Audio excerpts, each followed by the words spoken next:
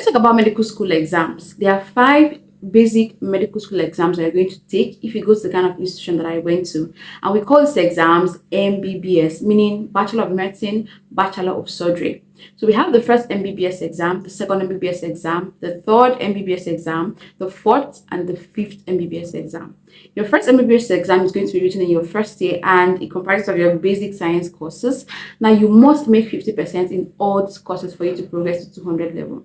Now, when you enter 200 level, you're going to study physiology, biochemistry, and anatomy. And also in 300 level, you study these three courses. So in 200 level, you're not taking any MBBS exam.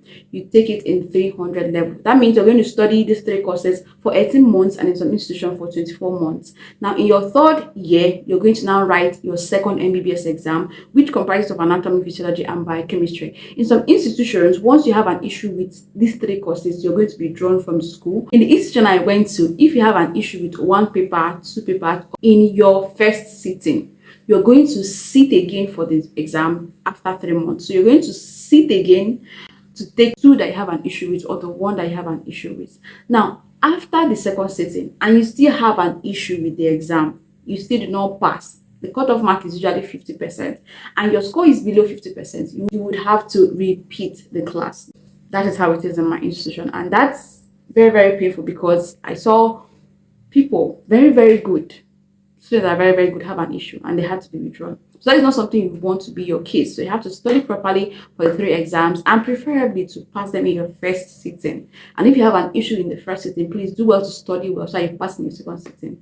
This is the only phase that you can be withdrawn in my institution. Once you cross over from 300 level to 400 level, on no grounds would you be withdrawn from school. Different institutions have different pattern and different systems in place. In some institutions, you can be withdrawn in your first year, you can be withdrawn in your second year, you can be withdrawn in your fourth year, in your fifth year, and some final year. My institution had to stop it at some point because it was very, very suicidal to withdraw someone from 600 level. That person would go out to become a quack doctor because the person has the knowledge, but because the person not pass the exam, the person not become a doctor, the person will go out and practice in secret and probably kill people. So instead of withdrawing them, some institutions have decided that once you cross over to 400 level, even if you have an issue, you sit again. You keep receiving that paper until you pass it and then you move to the next class.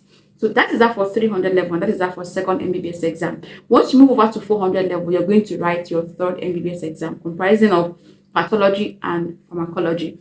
Visit the last video I made, or one of the videos I made, where I talked about the different courses you're going to do in the different levels and to give you an overview of what each of the exams is going to comprise, because I talked about it in-depthly on the courses for each class, right? Now you move over to your 500 level where you're going to write your fourth MBBS comprising of pediatrics, O&G, that's obstetrics and gynecology, and in some institutions, community medicine. And finally, you go to 600 level where you're going to write your fifth MBBS exam comprising of medicine and surgery, and in some institution they include community medicine in their final year. So these are the 5 MBBS exams that you're going to write, and by the time you're done writing your fifth MB, people always look what's the next exam. You just want to finish the exam and then go to the next class, and by the time you've gotten to 600 level where you're writing your fifth MBBS exam or more, the joy is just too much. It's just too much. And when you finally drop your pen, you are a doctor.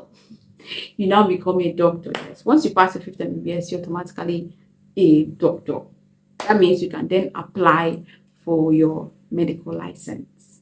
So in my next video, I'm going to talk about licensing. When exactly do you become a doctor? How do you become a doctor? How do you get your permanent license? How do you get your temporary license? And how do you practice as a doctor? So look forward to that video and I'll see you there. And if you have more questions to ask about medical school, medical life, being a doctor, anything about medicine, just drop it in the comment section.